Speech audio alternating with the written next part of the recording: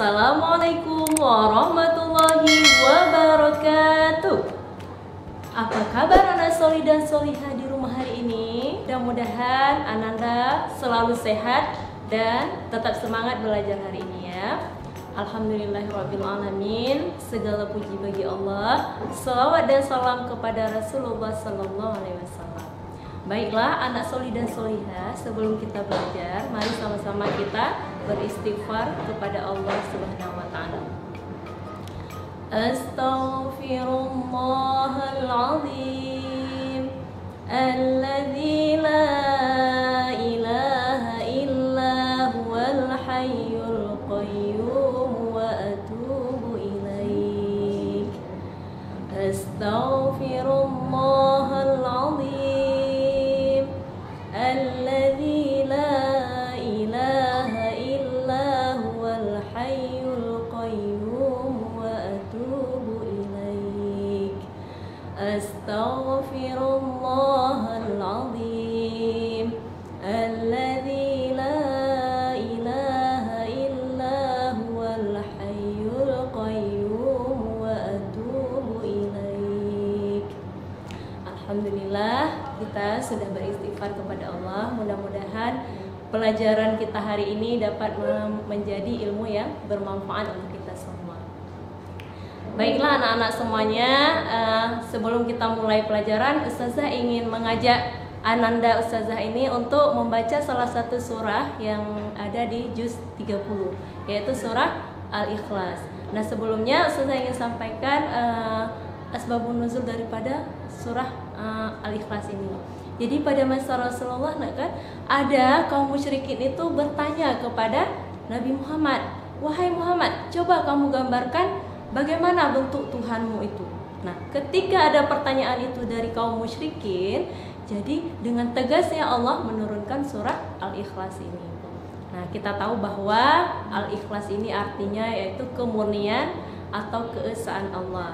Jumlah ayatnya ada 4, urutan surah yang ke-112 dan diturunkan di kota Mekah. Nah, sekarang kita mau baca sama-sama ya. Kita bacanya dengan metode kinestetik supaya kita dapat memahami makna daripada ayat tersebut.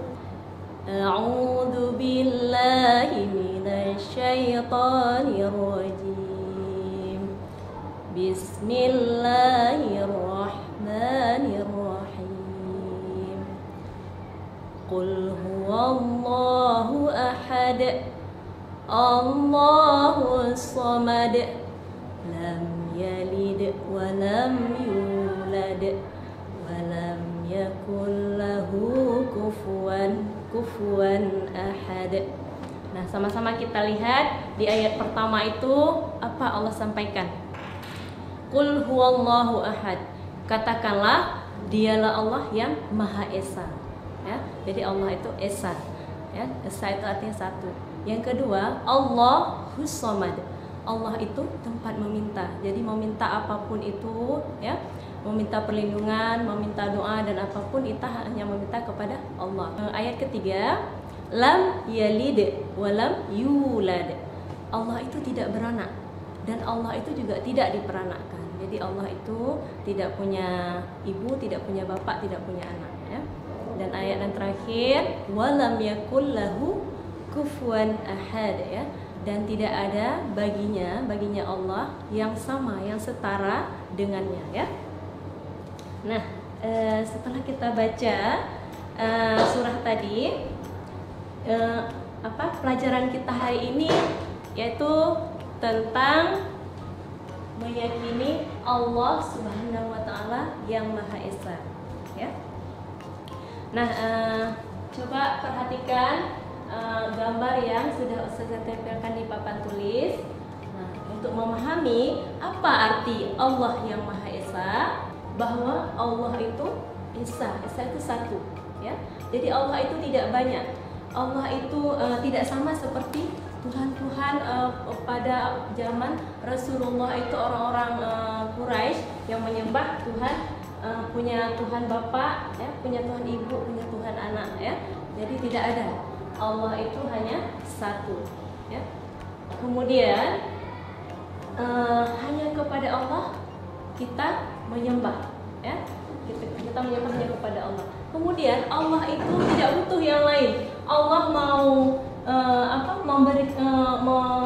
memberikan bencana ke bumi ini seperti tsunami, banjir, ya, mau mematikan, memberikan penyakit, ya.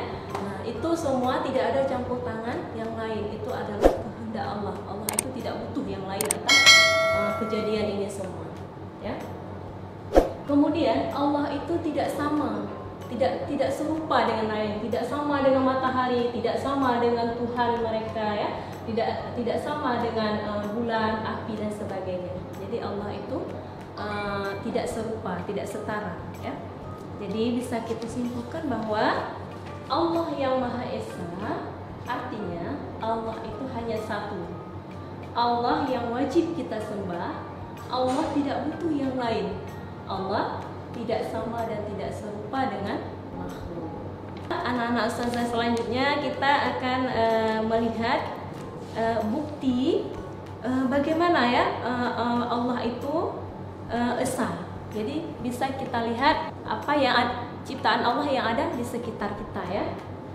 Seperti Allah menciptakan manusia, ya. Manusia seperti kita ini, ya. Ada perempuan, ada laki, ya. Nah, kemudian seperti tumbuhan, ya. Allah ciptakan ada yang kecil tumbuhannya, ya, sampai tumbuh rindang indah, ya. Kemudian Allah menciptakan hewan, ya. Hewan juga makhluk ciptaan Allah, dan juga alam semesta yang bisa kita lihat dengan indahnya, ya. Seperti lautan, matahari, gunung, bintang, pelangi, bulan, ya, itu adalah bentuk-bentuk ciptaan Allah. Jadi Allah menciptakan ini semua yang ada di muka bumi ini, tidak ada campur tangan yang lain. Itu adalah atas keesaan Allah sendiri, ya. Nah, kita simpulkan juga bahwa bukti bahwa Allah Subhanahu wa taala adalah bukti bahwa Allah Subhanahu wa taala itu esa adalah dengan melihat ciptaannya, seperti manusia tadi, seperti tumbuhan, binatang, dan juga alam semesta serta isinya. Alhamdulillah, sekarang kita ingin melihat satu lagi. Kira-kira kalau kita sudah tahu arti daripada Allah yang Maha Esa, kita sudah melihat isi ciptaan Allah, bukti daripada ciptaan Allah yang ada di sekitar kita. Nah, untuk lebih meyakini kita bahwa Allah itu Maha Esa, yang bisa kita lakukan adalah yang pertama, beribadah hanya kepada Allah, ya. Ketika kita sholat itu, contohnya, ya, ketika kita sholat itu hanya kepada Allah. Jadi kita tidak ada paksaan dari yang lain, atau tidak ada unsur ingin menampakkan kepada yang lain bahwa kita ini adalah seorang yang taat atau alim. Tapi kita lakukannya semua, yang kita lakukan ibadah itu karena Allah, karena kita tahu Allah itu esa dan melihat kita. Kemudian untuk lebih meyakinkan lagi bahwa Allah itu esa, yaitu Allah itu kita meminta hanya kepada Allah. Jadi ketika kita setelah apapun kejadiannya, ya, ingin mendapatkan kesenangan, ataupun ketika kita mendapatkan musibah, ya, jadi kita tidak ada meminta kepada selain Allah, hanya kepada Allah kita meminta, ya. Itu salah satu bentuk kita yakin bahwa Allah itu esa, ya. Jadi kita tidak minta kepada batu, kita tidak minta kepada matahari, ya, tapi hanya kepada Allah. Dan yang satu lagi adalah dengan selalu mengingat kepada Allah, ya. Jadi apapun yang kita lakukan selalu kita awali dengan basmalah biasanya, ya, dan kita akhiri dengan hamdalah, ya. Jadi dengan seperti itu, dan sering berzikir, ya, dengan seperti itu, insya Allah kita akan lebih yakin lagi bahwa Allah itu esa, Allah itu satu, ya. Alhamdulillah, hari ini kita sudah belajar tentang meyakini bahwa Allah Subhanahu wa taala adalah esa, ya. Nah, dengan kita sudah meyakini bahwa Allah itu esa, kita bisa melihat bukti bukti-buktinya yang ada di sekitar kita, maka kita akan keyakinan dalam beribadah, sehingga kita dapat bersyukur dengan sebaik-baiknya ya. Mungkin hanya itu materi hari ini. Sekarang Ananda Ustazah semuanya punya lembar kerja anak solih ya. Ini untuk dikerjakan di buku Ananda nantinya. Yang pertama adalah apa arti Allah Maha Esa. Yang kedua, sebutkan bukti bahwa Allah itu esa. Yang ketiga, bagaimana cara meyakini bahwa Allah itu esa. Nah, nanti setelah selesai latihannya, boleh dibawa ketika kita bertemu tatap muka ya. Nanti Ustazah akan periksa bukunya. Mudah-mudahan ilmu hari ini dapat bermanfaat ya. Sebelumnya Ustazah punya nyanyi satu ya, lagunya lagu nenek moyangku seorang pelaut, tapi kita rubah liriknya ya. Bisa semua ya, mudah-mudahan bisa ikutin. 1, 2, 3. Allah Tuhanku yang Maha Esa, tiada Tuhan selain Allah. Selain Allah tidak kuasa kita ibadah kepada Allah. Kita ibadah kepada Allah. Aku percaya Tuhanku satu.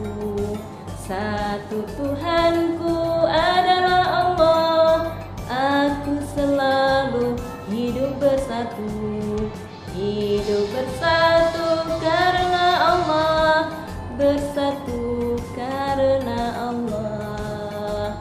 Nanti boleh diulang-ulang lagi ya. Nanti ketika kita sudah di sekolah, nanti kita nyanyi bersama. Mungkin untuk hari ini cukup sampai di sini.